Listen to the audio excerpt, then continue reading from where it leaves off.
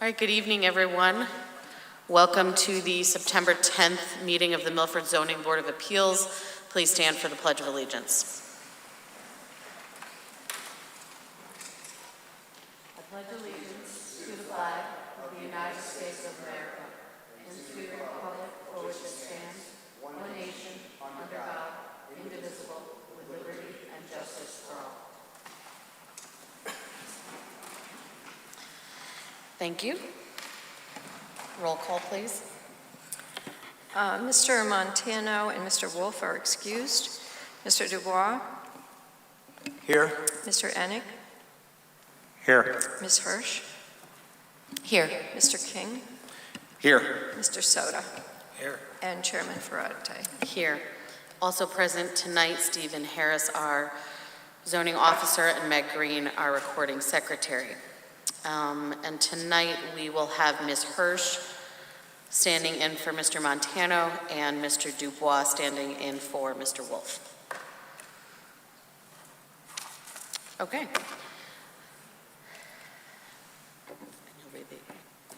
All right, and moving on to the first item. First item is 110 Carmen Road, MBP 38-533-1X, R-12.5, Thomas Lynch Esquire for Philip Preto, owner, to vary section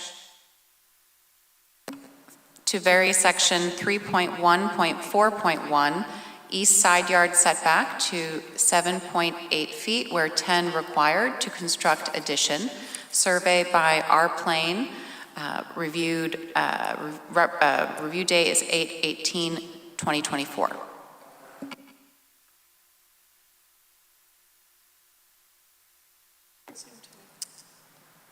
Do we have enough?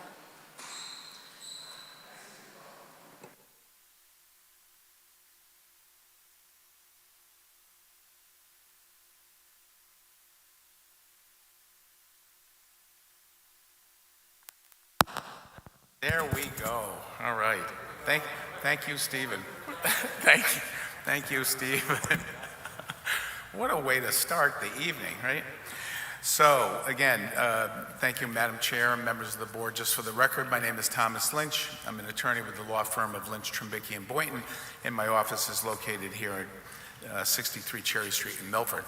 And I'm here tonight with my client, Phil Preto.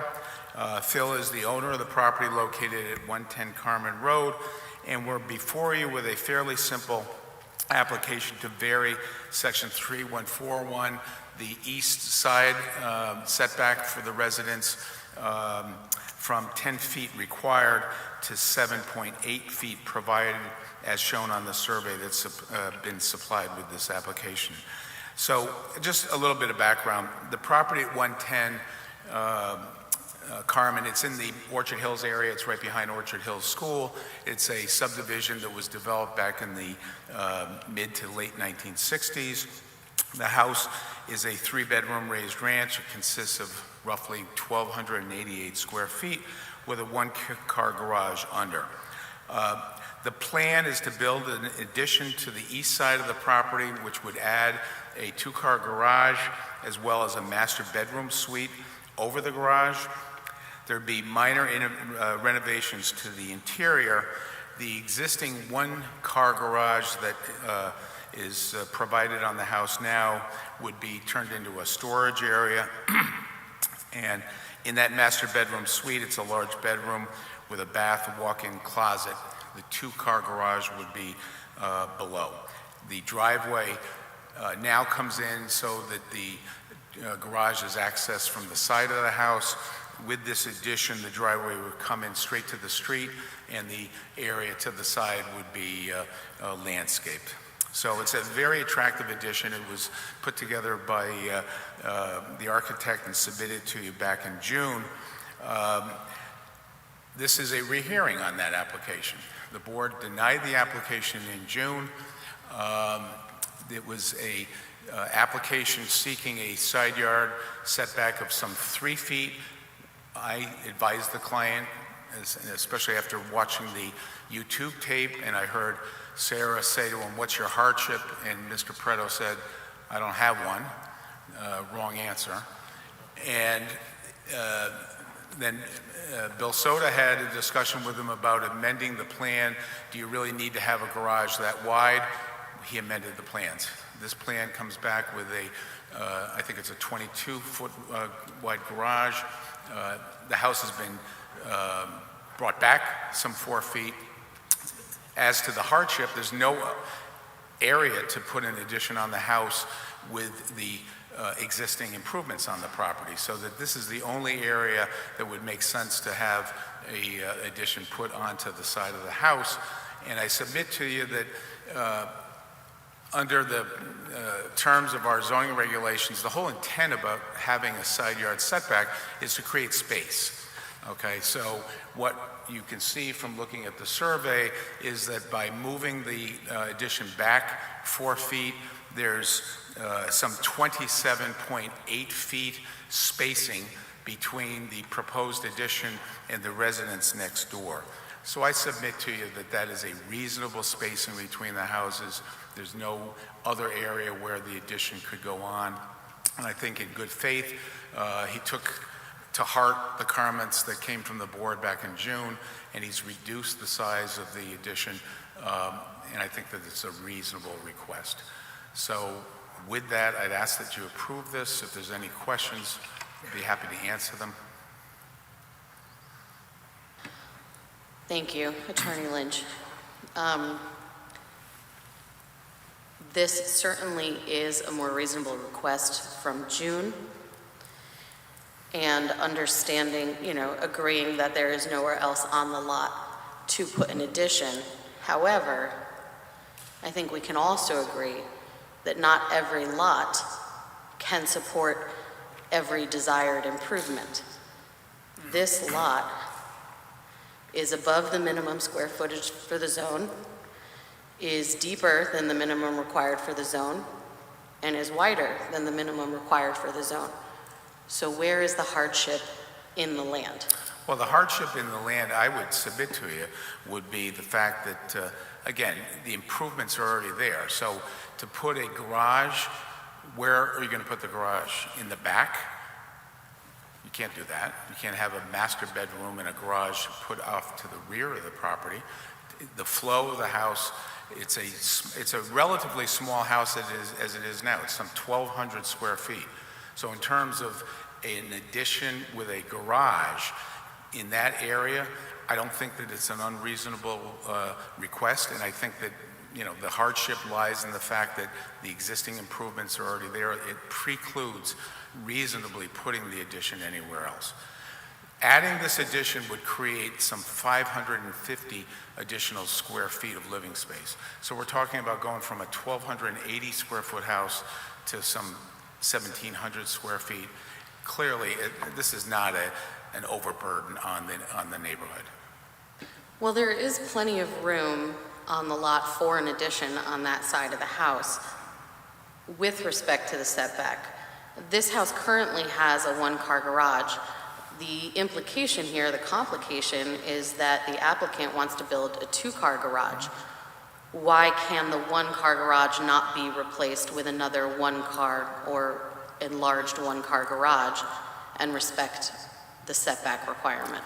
Because the desire is to put a master bedroom suite, and I think if you look at the dimensions of the master bedroom suite with a walk-in closet and a bath, it is certainly not unreasonable, and it's certainly not large in compared to many, many other floor plans that have been presented to you. I think, again, what I try to advocate on behalf of clients is what is reasonable, what's going to be in harmony with the neighborhood, and I think that this clearly meets that standard. I appreciate reasonable, I know that we all do, but reasonable is not the legal standard that we're supposed to be determining. I have looked at the dimensions of the master suite, and quite frankly, it's very large. You can do an ensuite, a walk-in closet, and a primary bedroom with 3 feet less width. That walk-in closet is as large as most of the bedrooms that I walk into. But I think the two-car garage is basically a minimum that would be needed for a two-car garage. Yes, it is. And again, not to belabor the point, but I think my client took to heart the comments that came from the board, and I think the specific comment was, can you scale back the garage somewhat? And he did. He reduced it by 4 feet. Okay. Are there any other questions? Mr. Soto? Well, Tom, I think your client did a good job. I mean, he did what we asked, scale it down. 22 feet for the garage is not a large garage at all. And I mean, I think you have a hardship because of the way the house is positioned on the lot. Right. If it was pushed more to the right, looking at it from the street, then you wouldn't need this variance. I'm going to make an editorial comment, for lack of a better term. I appear before you nearly every month. I know this board, and I know what you look for in applicants. And I watched your tape from June. And when Mr. Preto came in to see me, I didn't want to waste his time. I said to him, this board looks for 2 things normally: a reasonable application, and what effect is it going to have on the neighborhood? Are people going to be impacted by this? So I instructed him to go back to the architect and scale the addition down to a bare minimum that he could get by with a 2-car garage, and this is what we're proposing to you. I mean, I'm satisfied with it. I have no objections to it. I mean, you got 28 feet between the houses. That's plenty. Well, that's the other thing, and I stressed that in my Unless there's a presentation. neighbor here that's opposing it or something, but. Right. There are 28 feet between the houses because the other house is at a 20-foot setback, Sarah, but they I know also that. have a I know 10-foot. But Sarah, the minimum requirement is 10 feet, so that house could be 12 feet off the setback, and they could have a total of 15 feet. It's My not 15. point is that house is allowed to build an addition to 10 feet. And if they do that, then we're not talking about 28 feet. We're not talking about 10 feet on each property. I grant you that, yeah. Right. But they're not here tonight, I am. I understand that. Mr. King, you had a question? Yes, good evening, Attorney Lynch, how are you? Hi, Andy. Excellent. You said 22 feet on the garage. The plan I'm looking at, is that 23 feet or 22 feet? Is it 22? It's 23, I'm sorry. I missed 23. It's 23.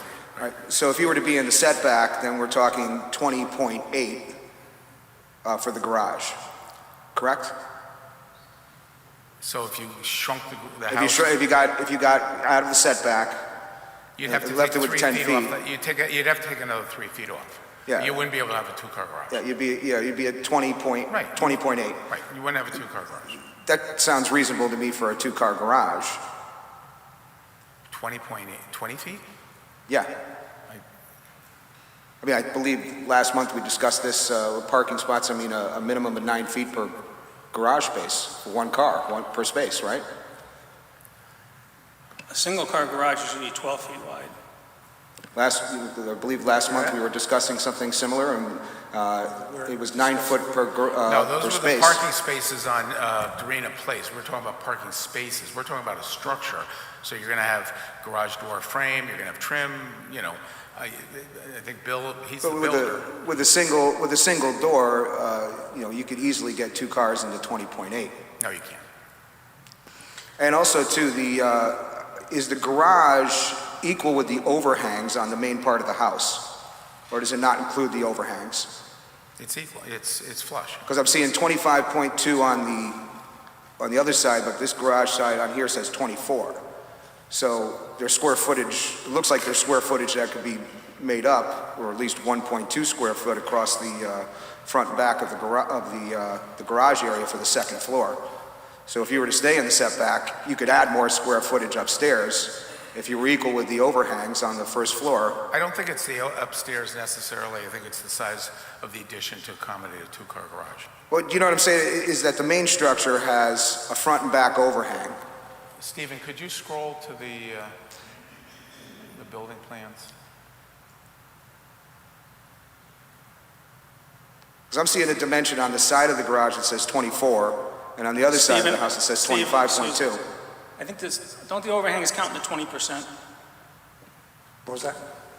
Don't overhangs count in the 20% that you can go into the setback? Overhangs are a projection, and you can project 4 feet or 20% of the setback, whichever is less. Right, so So, those are so the projections. addition on the addition of the master bedroom, you could equal those overhangs. So you can make up some of the square footage that you'd be losing on the side by keeping it within the setback. I don't follow you.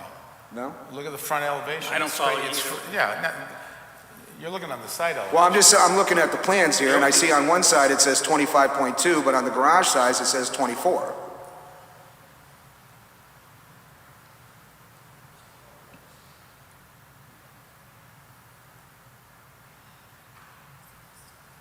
Okay, so the garage itself, the walls of the garage are 23 by 24. So the overhangs are included on the second floor addition, the first floor addition that he's The putting on. garage, the front of the garage wall lines up with the wall of the house. The Okay, house- understood, understood. The house has a little, your standard 1.5 cantilever, it looks like. Okay, understood. But I think that 20.8 with a single double door, you could definitely fit 2 cars in there. It's 12 feet for a And you single could car drive them garage. in without having to maneuver inside the garage at all. It's 12 feet for a single car garage, it's 24 Well, roughly. you're not even equaling that with the 23. So, I feel like you can still get 2 cars in there. I don't think the cars are, the cars are not 12-foot wide. They're not, they're Andrew, not 10 nobody foot said the wide. cars are 12 foot wide. The cars are 9 foot wide, but the structure needs to accommodate spacing on either side. You're not squeezing a car into the garage. You gotta have room on either Yeah, side. Mr. King, just a note, we have seen a lot of agenda items over the years with garages, and we've discussed minimum widths before for exactly this issue, and 22 for a 2-car has pretty much been minimum width that we've operated off of. The 9 feet that we discussed the other month was for a parking space. It is different for the garage. Oh, we counted a garage just last month as, 2-car garage, and it was about, under 21 feet. With all due respect, I'd like to present this application based on these plans and that. Absolutely. and not talk about I'm just saying, well, we another have to look at what application. we've done in the past too. And, I feel like, going into the setback, may not necessarily be needed here. Okay. Are there any other questions? All right, is there anyone speaking in favor of this application? Is there anyone opposed to this application? Any more questions for Attorney Lynch? Okay, this hearing is closed. Mr. Soto? 110 Carmen Road, I move to approve the request to vary section 3.1.4.1 east side yard setback to 7.8 feet, where 10 feet required to construct addition, survey by R Plane, revised 8/18/24. Second. Okay, discussion. So, as we know, just to recap, this item did come before us in June asking for much more. This is a good compromise. This does respect the comments that Mr. Soto made last month. However, last month there didn't seem to be a hardship. This month there doesn't seem to be a hardship. The lot is not undersized for the zone. It is not especially narrow. It is not especially shallow. I haven't heard a hardship with the land. We've talked about the placement of the house. However, they're asking for a side yard variance, and this house is already up to 11.9 feet from the other property line. The setback is 10. I mean, this house is really, there is room for an addition that would kind of take up all of the space that this house is reasonably allowed to take up while respecting the regulations. I think the complication here is that the applicant wants a 2-car garage instead of the 1-car that they currently have, and I think that you can build a wonderful primary suite over a 1+ car garage. You can still get 1 car in there. There's plenty of storage. You can go out as far as the 10-foot setback. It will be hard to get a second car in there, but not every property in that neighborhood has a 2-car garage, and not every parcel is meant to support all of the improvements that a homeowner wishes to make.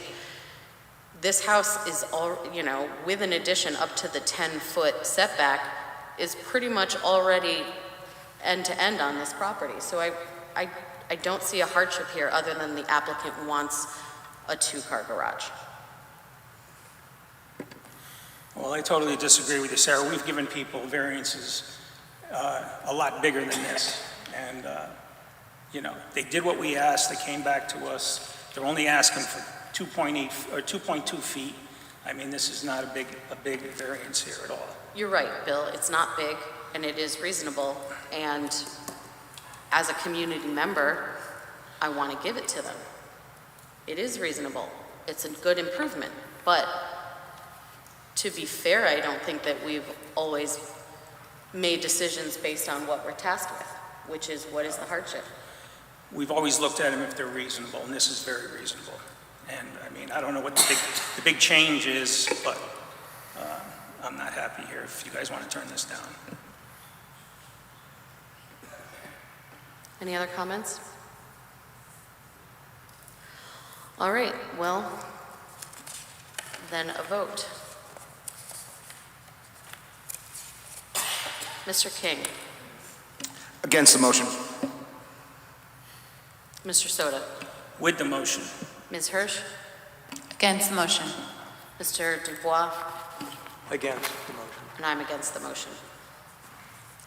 Item number 2. Second agenda item is 877 East Broadway, MBP 27-475-17R7.5, Thomas Lynch Esquire for Nordic and Associates, owner, vary section 3.1.4.1 south setback to 3.1 feet where 10 required, section 4.1.4.1 side projection to 3.15 feet where 8 permitted for front porch and rear deck, section 4.1.4.1 side projection to 4.6 feet where 8 permitted for front steps, section 4.1.4.1 side projection to 3.1 where 4 permitted for AC units, section 6.3.2 to allow expansion of non-conforming structure to construct new residence, survey by R. Plain, June 13th, 2024. Good evening, Madam Chair, members of the board. Again, for the record, Thomas Lynch. On this application, I'm representing Keith and Jennifer Nordic, who are seated behind me. My clients last year purchased the property at 877 East Broadway, and this is an application for a number of variances to allow the raising of the existing structures that are on site and to construct a beautiful new home that's been designed by Mark Donnelly. Mark is an architect in Stratford, and he's also with us here tonight. So just by way of a little background, the property is located on East Broadway. I've represented probably 10 or 12 clients over the last 2 or 3 years on similar applications to this application. The renovation of that area has been beautiful. There's been beach cottages that have been purchased, and different architecturally designed homes have been built along the area, and it's become one of the real showplaces of Milford. And I would remind the board that even if these variances are granted tonight, there's a second stage of this development that would require approval from the Planning and Zoning Board, the Coastal Area Management Review. So right now, existing on site is a 1,526 square foot beach cottage that was built in 1915. It currently consists of 3 bedrooms. It has a detached garage on the front portion of the property, similar to a lot of the properties on East Broadway, which is going to be removed. That is in the front yard. The property is located in zone classification R75.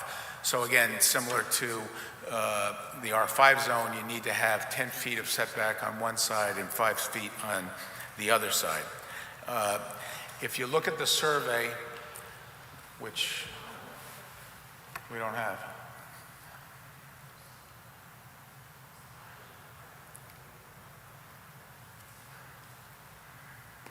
Did we lose the computer image?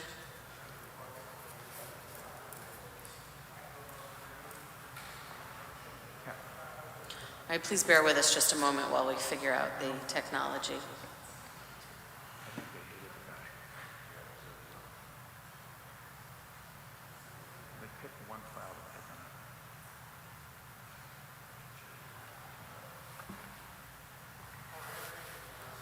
I'm fine. Do the board members have their laptops with survey and all that? Yeah, we good? Okay. Bill, do you have one? Do you There have it is. Oh, Steve, you're good. Steve, it just sort of flashed back up there. All right, so if we can get this going, great. If not, we do Yeah. all have our copies. Okay, all right. Um, So there's two surveys. There's the existing condition survey, and then there's the proposed house. So if you look at the existing condition survey, the current house is not conforming all over the place, all right? You have non-conforming setbacks on the east side. The east side setback is 6.75 feet. The west side is 3.1 feet, okay? So you could say that on one side it's conforming, the other side that it's not. It's a dilapidated two-story structure. If you look at the second map, that shows the proposed house. Proposed house is going to have 2 stories. There's 1,154 square feet of living space on each story, and then the attic area has mechanicals and about 500 square feet of living space to be used as a rec room. So roughly the existing house is some 1,526 square feet. The new house is going to be about 2,800 square feet. But the point to stress here is we're not increasing the nonconformity other than approximately a foot. Okay, there's a nonconformity on one side and a conforming side with the old house, and it's the same thing with the new residence. The new residence is going to be 19.4 feet in width, which, as we all know in these applications that we've presented to you, that is basically the minimum sized house that you can build on these beach lots. This lot is a legal non-conforming lot consisting of, some 3,800 square feet. It's only 27 feet wide. So that this house is 19.4. It's the bare minimum sized house that you could build on this lot. Okay. The house is going to be raised and built according to the FEMA standards. The residence itself is located in the flood zone classification AE. The first floor living space will be 15 feet above the grade. So if you know, under the AE zone, you have to be 13 feet, and then Milford requires a 2-foot buffer between the height of the FEMA level and then the first floor living space. So the first floor living space is going to be some 15 feet off of grade. And again, the stressed argument here is that it's a narrow lot, it's a non-conforming lot. This is the minimum sized house that you could build on it. The new setbacks are 5.8 feet and 3.5 versus the existing setbacks of 6.7 feet and 3.5. So it's basically a 9-inch difference between the existing structure and what's proposed. The house will have a front deck with steps coming off the front, so that requires the variance of the projection regulations. It's going to have a rear deck and a patio, and then a second floor, small second floor master bedroom deck. If we had the elevations and floor plans on the screen, I'd go through them with you, but again, I assume that you have them as part of your packet. The house is going to have a first floor entryway with an office, open kitchen with an island going into a large family room with the deck in the back. The lower level is going to be a 1-car garage with storage area, and the upper levels are going to have 2 bedrooms, master bedroom suite on the second floor, and as I said, the attic will have the mechanicals and the recreation room. So that's the presentation. It's a reasonable request. It conforms to the area. It's in harmony with the other houses that have been built in the neighborhood.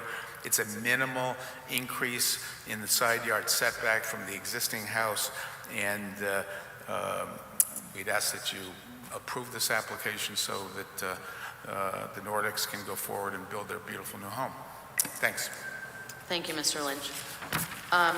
Just a question. So everything, we've got a few, just to clarify, we've got a few variance requests here, and they all relate to the side yard setback Yep. on that. Between the house and then the projections. Right, all on the west side yard setback, I believe, right? Yeah, you have the front porch coming out, so the way that the zoning office has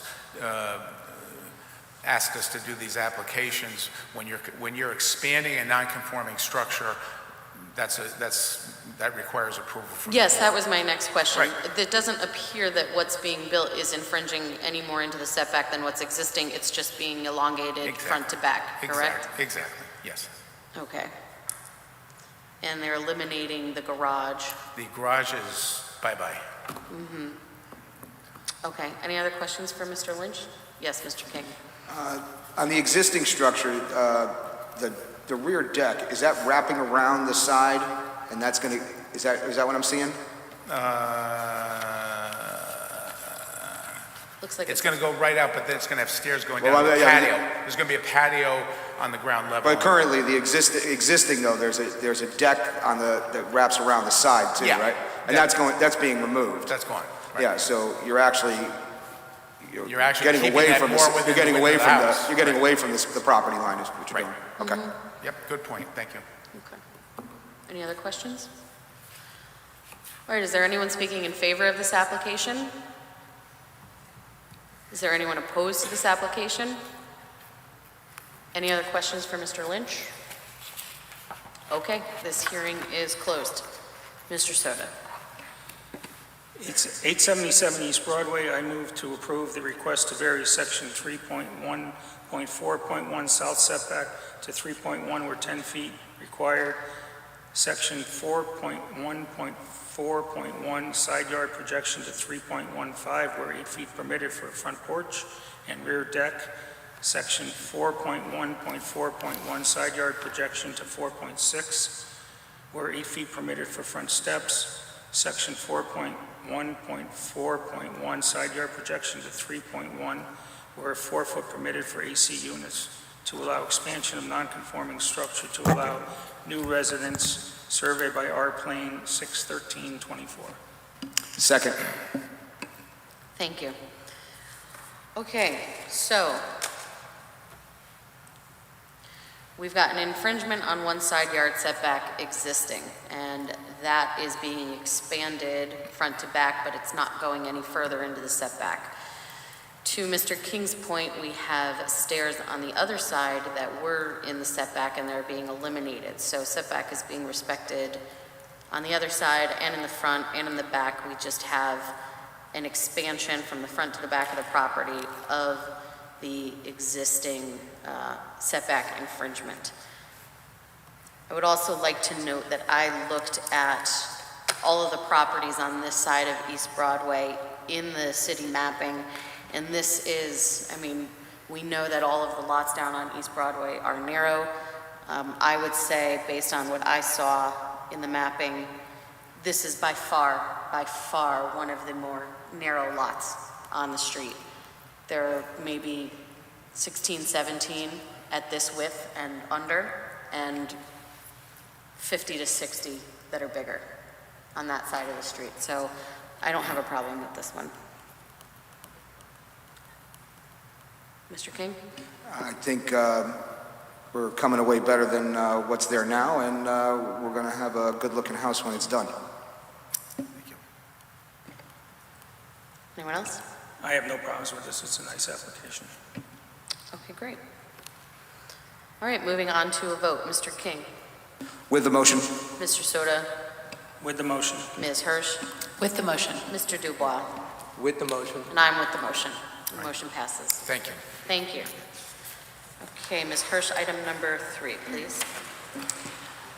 Agenda item 3 is 31 Cooper Avenue, MBP 22-458-36, R-5 Kevin Persadian Esquire for Fred Baldieri, owner to vary section 3.1.4.1 westerly side yard to 4.2 where 10 feet required for addition, section 4.1.4 westerly side yard setback of 2.2 where 10 feet required to cover existing entry, vary section 6.3.2 to expand non-conforming structure, lot coverage of 78.2% where 65% required for additions. Good evening, Madam Chair, members of the board. For the record, Kevin Kersaden. My office is at 3 Lafayette Street here in Milford. With me this evening is the owner and the applicant, Fred Baldieri, and his wife, Jennifer, and also the project architect, John Wicko. As stated, the variance is requested for an addition and a portico over an existing entry. This house was previously damaged during Storm Sandy and was elevated around 2013-2015. The application was in 2013. The as-built was in 2015. Unlike most houses, when it was elevated, it was not added onto at the time. They just elevated that one-story, one-floor existing structure. That was a previous owner. 31 Cooper Avenue is a legal pre-existing non-conforming lot, structure, and site, and it's severely undersized for the zone. It's 2,600 and change square feet with 30 feet of frontage where 5,000 square feet and 50 foot of width are required. The lot's 30 foot wide, as I mentioned, where 50 foot is required. If you looked at the GIS or assessor's map of this street and neighborhood, there's a bunch of 30-foot lots all the way down Cooper Avenue until you get across the street or down to the other side. The lots are a little bit bigger. It was originally the lot's a legal pre-existing non-conforming lot. It was lot number 13 on a map, Milford Land Records A17. It was dated 1912, which was 17 years before the Milford zoning regulations were enacted. The lot has had some work over the years, including the elevation in the post-storm Sandy. The lot was originally in the D residence zone when zoning regulations were first enacted, which had side yard setback requirements of either 0 feet or 3 feet if provided. And the minimum front yard back then, when zoning regulations were put into place, was what was the average setback from the street of the other houses on that street, on that side of the street. So, and then when zoning regulations were put into effect, the lot width back then in this zone was 30 feet, so it was compliant as far as the lot width, but it was undersized from the get-go because the minimum lot area was 2,800 square feet. So it's been a legal pre-existing non-conforming lot from the beginning. Eventually, sometime in 1969 to 1975, it became R5 zone, and that whole neighborhood is R5 zone, that street anyway, and those finger streets off of East Broadway. This application meets the standard. The hardship is the severely undersized nature of the lot. It's just a little over half of the required lot size, and it's a little over half of the required width. The comprehensive plan allows single-family homes of the proposed number of stories, which is, they're asking to add 2 stories or 1.5 stories, and the required square footage in the R5 zone. It's zoning compliant. This application is zoning compliant for those criteria. The proposed structure and the variances requested are the minimum necessary to place a 20-foot wide addition on the existing structure and also to bump it out a little bit in the back. But if you look at the existing conditions survey, the current structure bumps out a little bit in the back, but it stays 20 feet wide.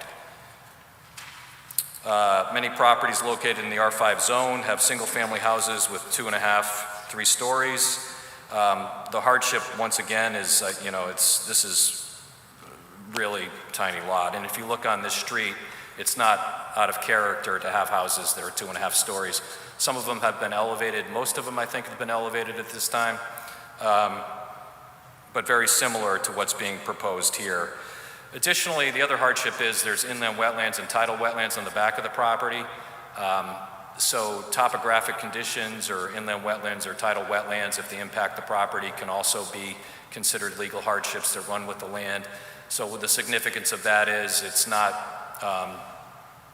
depending on the current setback, You might not get a wetlands approval to encroach any further onto the back of the property. It's also not what would be considered the best idea if you can build someplace else to avoid building closer to the wetlands. Once again, the lot's very narrow for the zone, and there's other regulatory requirements that come into play. They've already taken care of the elevation, but the topography of the lot and the location in the flood zone have also been considered legal hardships that run with the land for the property. So there's not really any place else you can place this addition, and you really can't make this addition any smaller than the 20 feet, that's the 20-foot width that's proposed. So pending your questions, that's my request for the variance tonight, variances. Thank you. So just to clarify, this is just going up another story and an addition on the back? Yes, it's a story and a half. I mean, I would call it a story and a half, but I don't know whether it would be considered 2 stories by the city code, but Okay. yeah, it's going up, and there's an addition in the back, and then there's a covered entry over there's a proposal to put a cover or a portico over the existing entry. Right, but that's existing, the stairs are existing. Correct, yeah. And the deck and stairs in the back would be new on the addition? I believe so, yes. I'll defer to the architect to make sure we get the answer correct. Okay. Good evening, John Wicko, architect, 58 Prospect Street in Milford. Question was the deck and the stairs. We are eliminating an existing rear stair that goes up to a roof terrace on the existing house. We are keeping the straight run stair that goes down from the first living floor down to the rear. So everything else is being eliminated, bringing the house further away from the wetlands. But those stairs in the back are they currently existing? That's off the addition, right? The straight run is currently existing, that's over to the far right, Oh, okay. looking at the street. The ones that are in the middle and to the left, those are going to be removed. Those go up to the existing roof deck on the existing house. Okay. Okay, any other questions? Mr. King? Good evening, Attorney Crusaden. How are you? Good, how are you? Good. Just so I understand fully, the front of the house on the garage level, that would be underneath the office area on the first floor, that's a portico? Is that what it is? On the front, on the garage level? I'm not sure which, that's a deck, right?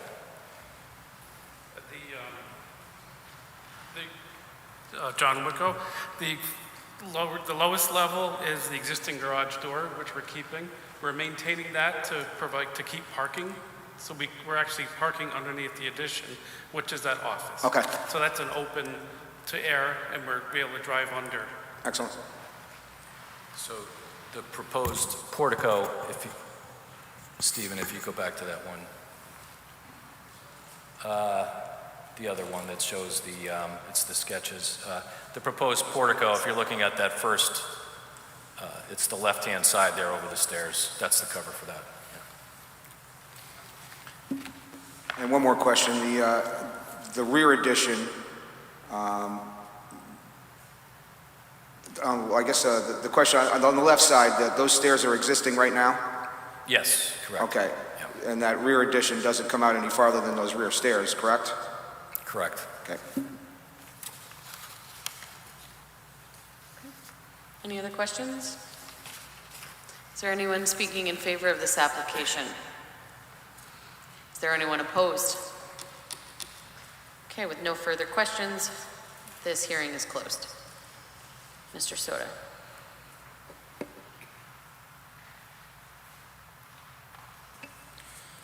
'31 Cooper Avenue. I move to approve the request to vary section 3.1.4.1 westerly side to 4.2 where 10 feet required for addition, section 4.1.4 westerly side setback of 2.2 feet where 10 feet required to cover existing entry. vary section 6.3.2 to expand non-conforming structure lot coverage at 78.2%, where 65% required for additions. Second. Okay, any thoughts? I don't have any problem with this. I don't have a problem with this either. I think the addition on the side doesn't exceed what any projection that's already there. Looks like a good house. Yeah, I mean, the stairs are existing, the other stairs are existing. It's a very narrow lot, 20 feet wide, 20-foot wide addition. Yeah, okay. Any other thoughts? Great, we'll move to a vote then. Mr. King, With the motion? Mr. Soto, With the motion. Ms. Hirsch, With the motion. Mr. Dubois. With the motion? I'm with the motion. The motion passes. And item number 4, Ms. Hirsch. Agenda item number 4 is 325 Subway, MBP 041/303/8E. OD Kevin Kersadian Esquire for Bob Cinto, owner, vary section 3.5.4.2, in parentheses, 2 setback of 3 feet where 25 required for generator. Good evening. For the record, Madam Chair and members of the board, Kevin Kersadian. My office is at 3 Lafayette Street here in Milford. With me this evening is Mr. Bob Cinto and Robert Cinto, the owners and applicants for this project. This is the old subway site. This is an application for a 8-foot by 21-foot generator supporting an allowed and approved use, which is office and warehouse in this office district zone. The comprehensive plan does not prohibit generators supporting allowed uses in the office district zone. I had a conversation with Stephen Harris beforehand, before we filed the application, to see how the zoning office would treat this mechanical equipment, basically, that's supporting the operations for the proposed tenant. And we had thought that potentially it might just be an allowed use without a variance, but because of the 8-foot by 21-foot size of it, Stephen thought that, or Stephen's decision, a variance was required. So the size of the generator is due to a couple of different things which have transpired over the past couple of years. One of them is it's designed to support not only the tenant, which is Wusthof Knives, which for their North American headquarters. It is designed, there was a regulation change a couple of years ago about requiring electric vehicle charging stations, and that change, coupled with the use of the warehouse / office space, also changed. Originally it was the applicant where the potential tenant was foreign car parts. They were not, they could not come for some of the conditions of the other zone, the Planning and Zoning Board conditions of approval. So they, so this user has, my understanding is they have their database and their computers for their entire North American franchise operating out of this structure, and they require this size generator. The legal hardships to roam with the land is you have inland wetlands on the other side of the property that are actually on the property and bordering the property, and we had gotten inland wetlands approval a year or so ago, and the location, this is really the only place on the site that we can locate the generator at this time. There is also contour issues and topography issues sloping down the back of the property towards Mondo Ponds, and then on the other side towards the inland wetlands, which is the trailhead over there for Mondo Ponds. So hardships, location of inland wetlands on the northerly side of the property and adjacent to the property, and also on the rear of the property. Compliance with the new EV charging station regulations, in addition to requirement to supply emergency power for company's database and systems at its North American headquarters, and contours of the property range from 2 feet to 10 feet. So there's shift in elevations in different parts of the property. So pending your questions, that's our application. You just said something about shifting elevation, so this requires a flat Oh, yeah, piece of land? Okay, correct, so yeah. you've got grade issues and inlands, wetlands On the other side of the building, that would preclude you from putting it over there? yeah, Okay. correct. Okay, any other questions? Mr. King? Quick question about the location. Like you said, there's nowhere else on the property to put it.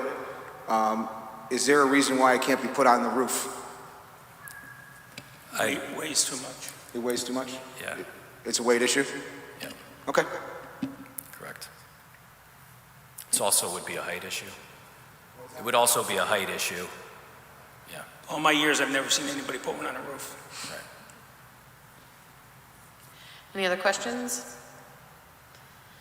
Anyone speaking in favor of this application? Anyone opposed? No more questions. This hearing is closed. Mr. Soto. 325 Subway, I move to approve the request to vary section 3.5.4.2, subpart 2, setback of 3 feet where 25 feet required for generator. Second. Thank you. Thoughts? Go ahead, Bill. Have no problem with this, it's a reasonable request, and they need a generator for the data center and all that.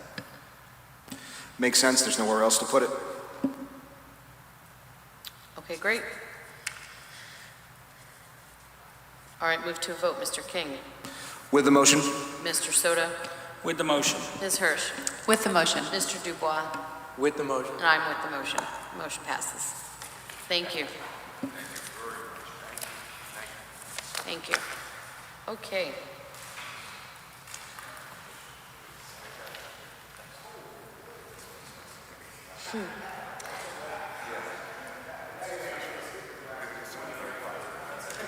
Oh, my. Wow. Thank you so much. Okay. Thank you. Any new business tonight? New business, old business, staff update? I have nothing. You have nothing? Any staff update? Nothing? Okay. Hopefully next month, we will see the city attorney's office for... Hopefully next month. Do we have any applications for next month? I have one that's partially completed and one that's under discussion and looks likely to show up so Okay, far. great. And the holdover from last month was withdrawn. We have nothing open at this point, so we're just looking at those two right now. Okay, great. Motion to accept the minutes from the August meeting. So moved? All in favor? Aye. And motion to adjourn. All in favor? Aye. Wonderful. Thank you.